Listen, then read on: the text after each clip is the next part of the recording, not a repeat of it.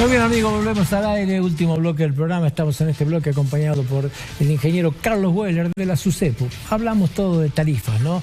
Y van a empezar a sentir la gente en el bolsillo de la gente. La SUSEPU es el organismo que controla casualmente esto, y la primera pregunta que le hacemos es, bueno, ¿cómo llegamos a este nuevo orden tarifario y el rol que cumple la SUSEPU en este tema? Carlos, gracias por venir.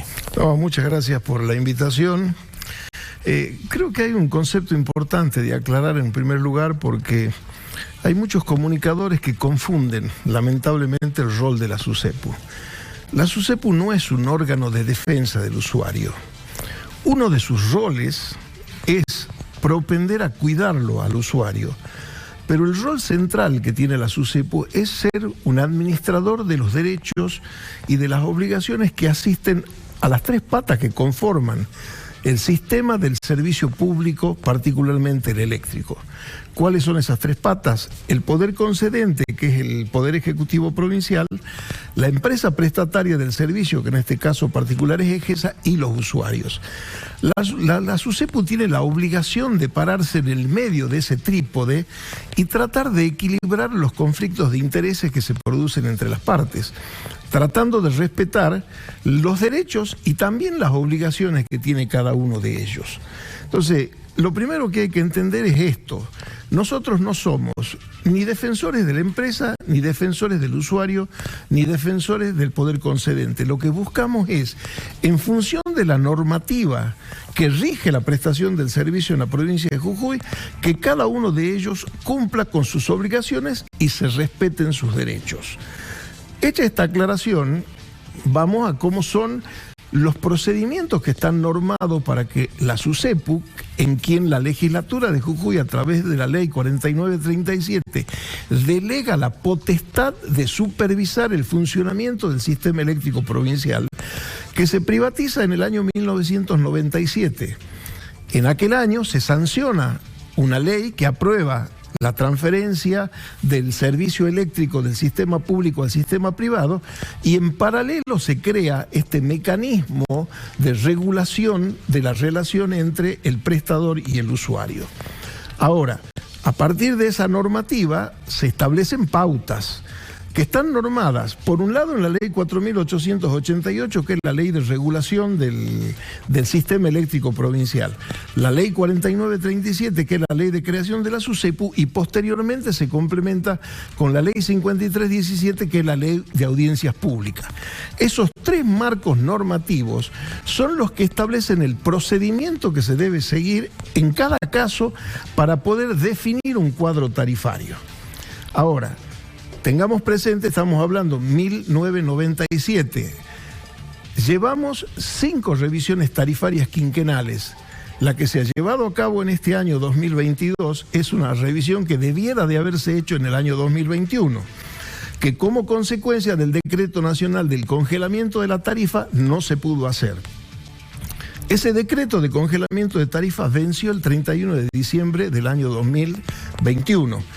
A partir del vencimiento de ese decreto, se habilita el derecho establecido en el contrato de concesión de la empresa prestataria de reclamar, reclamar en términos de derecho, que se proceda a la revisión quinquenal de su cuadro tarifario.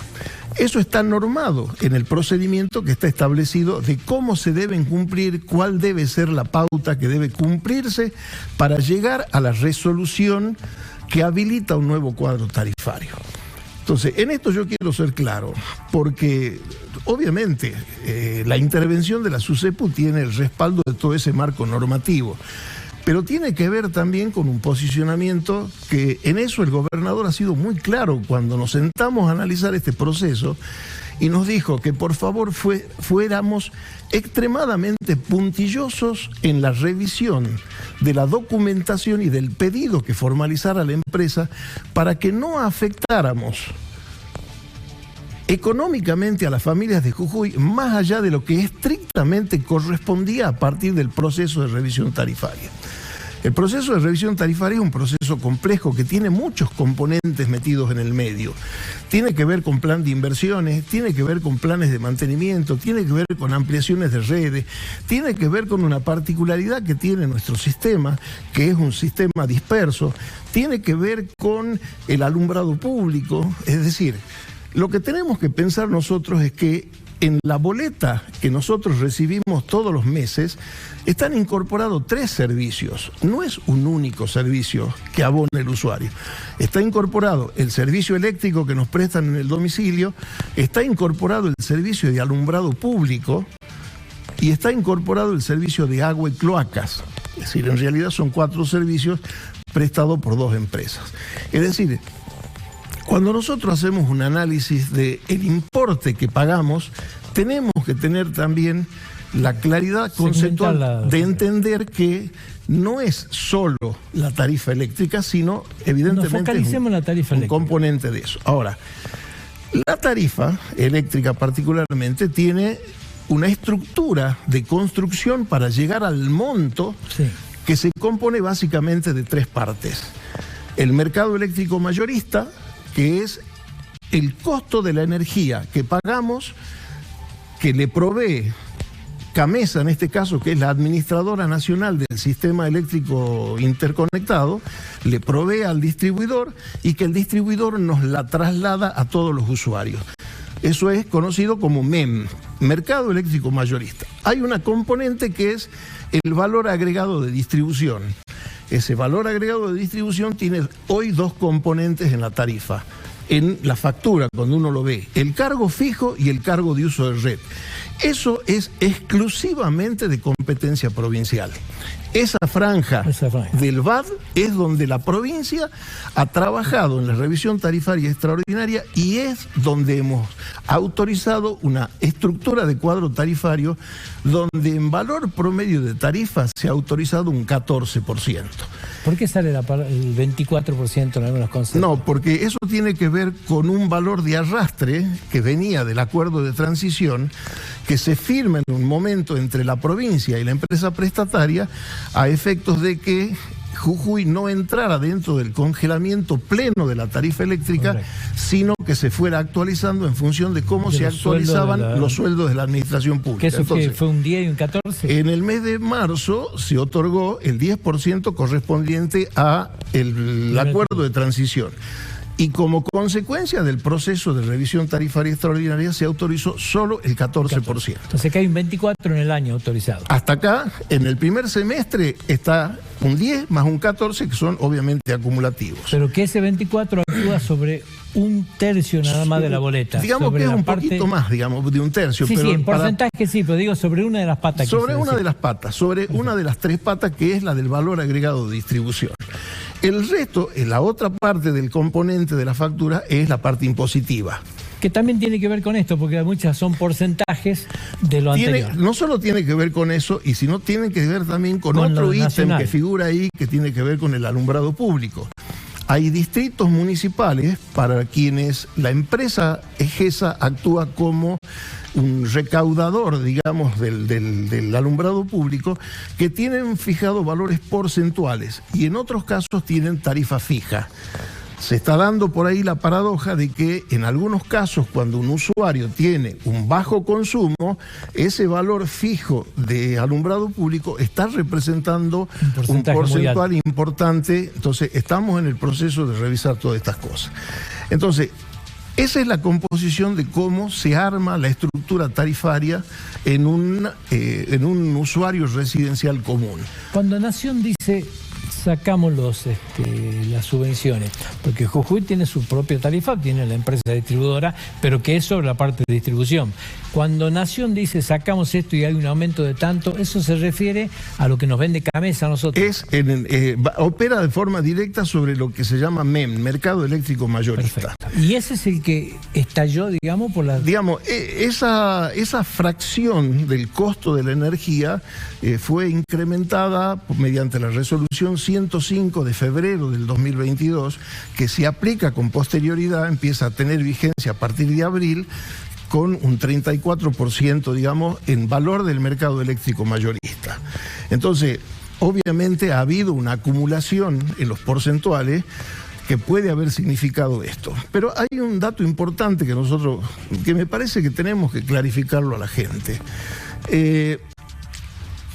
Cuando uno mira la factura, mira una identificación de una unidad que es la que nos permite a nosotros medir lo que adquirimos en concepto de energía. El valor del kilowatt. Ese es el kilowatt hora. Ese valor de energía es el valor que mide la energía que adquirimos para que nuestra casa funcione. La energía, como en el caso del teléfono, normalmente se paga después que determinamos cuánto hemos utilizado en nuestra casa durante un periodo de tiempo determinado. Entonces, esto es importante que lo entendamos porque tiene que ver con una cosa que está pasando en el mundo. Yo hoy veía que en Inglaterra empezó a desarrollarse una campaña de no paguen la energía, porque dicen que el costo de la energía está previsto para este periodo, que es el periodo veraniego en Europa, a un costo de 500 euros el megawatt hora. 500 euros el megawatt hora. Y está proyectado para el invierno un valor de 1.000 euros por megawatt hora. Eso, dicen los propios ingleses, que eso va a ser imposible de afrontar.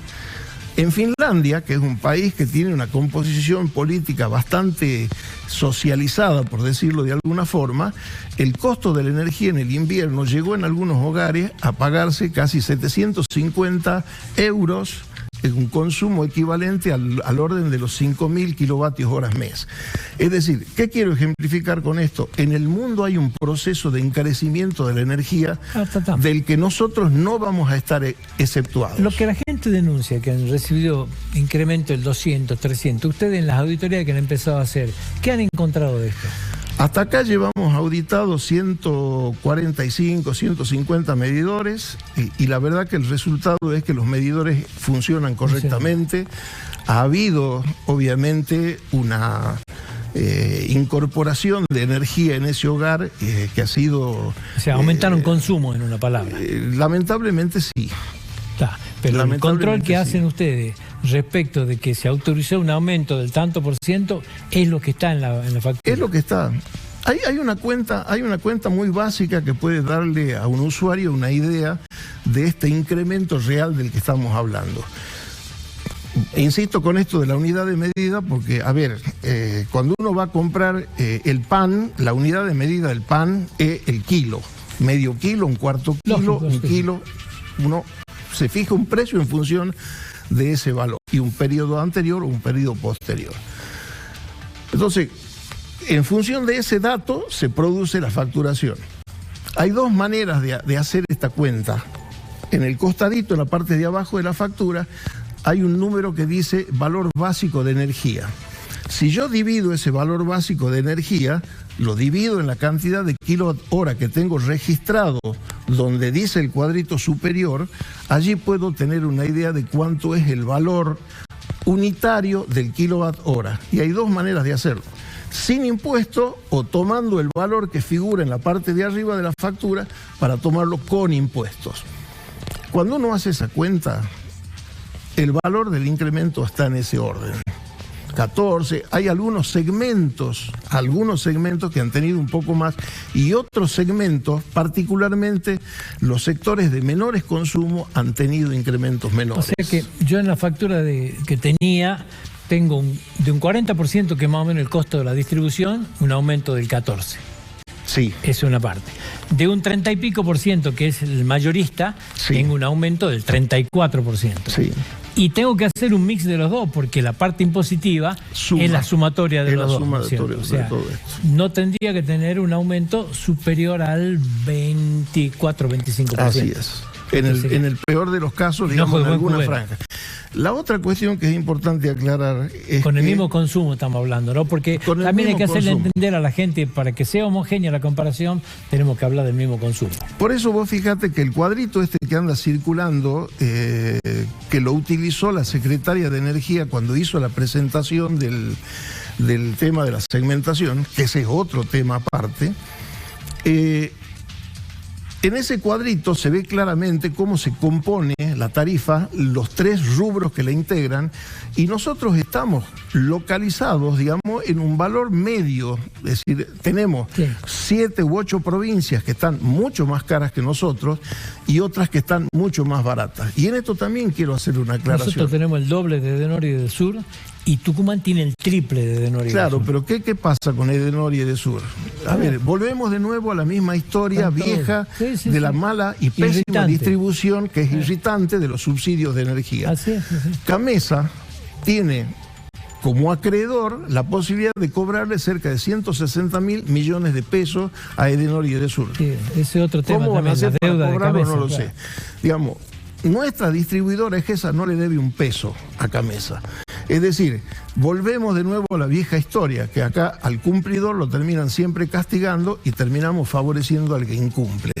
Entonces, toda esta situación tiene que ver con definiciones políticas que desequilibran los sistemas a nivel provincial, particularmente en el tema eléctrico, porque la verdad, tanto en el tema eléctrico como en el tema transporte, en la provincia de Buenos Aires se dan absurdos que realmente irritan a mucha de la gente del interior. Usted me dice que auditaron 140, 150 medidores en el muestreo que hicieron y hasta acá no encontraron diferencia, digamos, con lo que está autorizado de la provincia. Seguramente esta misma auditoría la tienen que estar haciendo organismos, llámese Proconsumer o cualquier otro organismo, y también la Defensoría del Pueblo. ¿Hay denuncias por haber encontrado diferencias? No, porque, a ver, la auditoría se tiene que hacer bajo una condición técnica rigurosa. Para yo poder hacer una auditoría de medidores tengo que contar con un equipamiento especial que es un medidor patrón que tiene que estar homologado por una institución oficial como el INTI. En el caso particular de Jujuy hay 4 medidores patrones que están homologados. Esos 4 patrones más el complemento técnico de los equipos, porque un equipo que va a hacer una auditoría está compuesto por el personal técnico que maneja el equipamiento, el supervisor de la empresa, el supervisor de SUSEPU, y estamos acompañando, pidiendo el acompañamiento del propio usuario para que verifique lo que está pasando y se pueda. La contratación es muy sencilla. Se pone el medidor del usuario, el medidor patrón, se hace pasar corriente, se lee y ambos medidores no deben tener una diferencia mayor del más menos 3%. Claro, por eso es la auditoría sobre el medidor. Sí. Yo no tengo duda que los organismos de defensa del consumidor, ¿sí?, trabajan sobre la boleta, hacen más bien una administrativa. Sí. Me fijo, ¿no es cierto?, si me están aplicando el aumento como corresponde. ¿Hay denuncias de eso? Mira, se han recibido denuncias en todas las bocas y se siguen recibiendo. Es decir, toda aquella persona que sienta que su boleta no refleja su consumo, lo asiste el derecho de presentar un reclamo. El procedimiento de ese reclamo es, se recibe el reclamo, y en esto también quiero ser claro, quiero desmentir terminantemente a algunos comunicadores que están diciendo que nosotros en la SUSEPU no hemos recibido denuncias. De ninguna manera puedo aceptar eso, porque la SUSEPU está abierta desde las 7:30 de la mañana hasta la 1:30 de la tarde y se recibe a todo el mundo que va a presentar su problema, sea por un exceso de facturación, sea por un exceso de consumo o sea por el problema que sea vinculado con uno de los 2 servicios que son de incumbencia nuestra, el agua y la energía eléctrica. Entonces, esto lo quiero dejar claro. Todos los reclamos tienen un procedimiento. Se recibe, se hace un pequeño informe desde la gerencia técnica nuestra, se remite a la empresa con un pedido de un informe específico, luego vuelve y se analiza.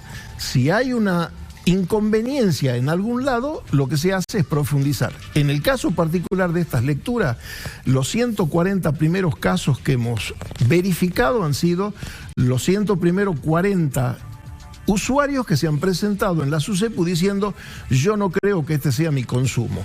Se fue a su domicilio, se llevó el medidor patrón y no solo hemos hecho la revisión del medidor patrón, también se está haciendo el seguimiento de cómo va la información desde el lector a la base de datos de Egesa y de la base de datos de Egesa al sistema de facturación. Claro, ahí se está auditando todo el registro de los GPS que tienen el personal que hace la lectura. ese GPS emite una señal que se registra en EGESA y que a mí me dice que Alberto Ciuffi estuvo el día tal a tal hora en tal lugar, obviamente georreferenciado. Y eso me permite chequear si la lectura que pasó ese lector a la base de datos corresponde al día, a la hora y al tiempo en que dice haberse hecho la lectura. Y lo que pasa, ingeniero, que acá de repente apareció el gobernador diciendo, nosotros no me autorizó en el año más de un 24%, y aparecía gente hablando y si ha subido un 200%. Y bueno, estamos hablando de otra cosa. Acá están auditando que el sistema esté funcionando bien, que facture como tiene que dar, que registre como tiene que registrar. Lo otro es algo más administrativo. Parecía que había una empresa que ha subido lo que ha querido y eso se mira en la boleta. No, eso es muy claro. Y eso no hay denuncia de ese tipo. Eso es imposible de hacer, digamos. Claro, eso aparte es demostrable con mucha facilidad.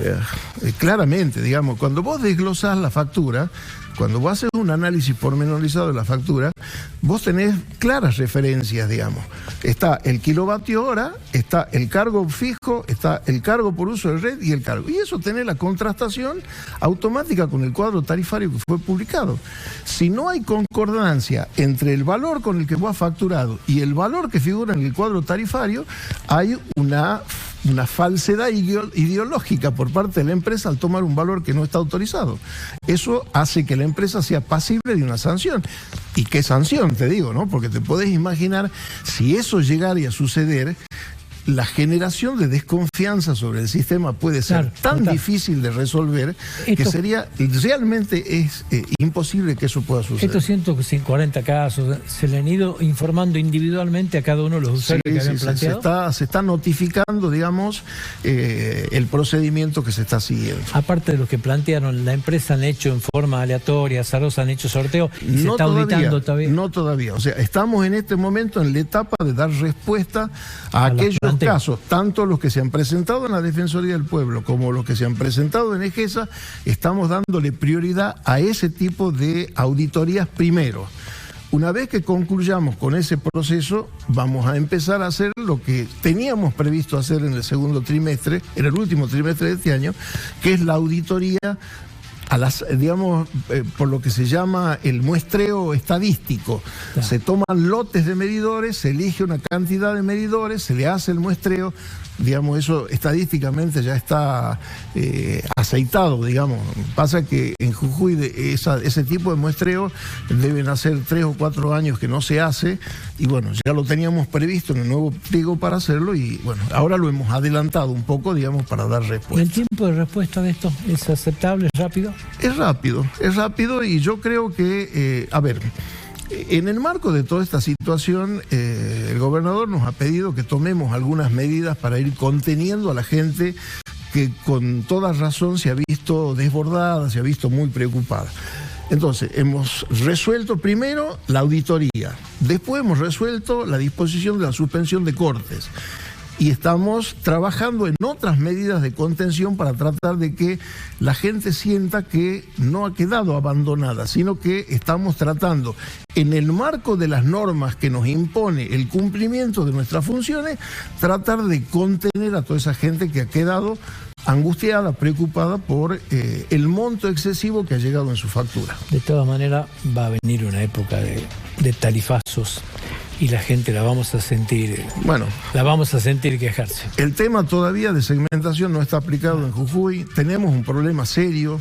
Hay un funcionamiento inapropiado del sistema del RACE que nos está impidiendo. Jujuy tiene hoy 84.000 usuarios que no han quedado registrados en el RACE. Esos usuarios naturalmente pasan a ser tarifa plena, sin subsidio. Necesitamos identificarlos, necesitamos saber quiénes son, necesitamos ayudarlos a que se incorporen en el registro y tratar de que el impacto de todo este proceso de segmentación no afecte a gente que no tiene que afectar. Vamos a sentir gritos muy fuertes, me parece. Efectivamente, yo creo que va a ser así. Nosotros nos despedimos. Muchas gracias por venir. No, gracias por favor por este tiempo. Dios mediante, hasta el próximo martes acá en la pantalla de Canal 4 de Jujuy. No se olvide este programa, usted lo puede volver a ver mañana, miércoles, 21 horas, frecuencia 4 de Canal 4. Muchísimas gracias.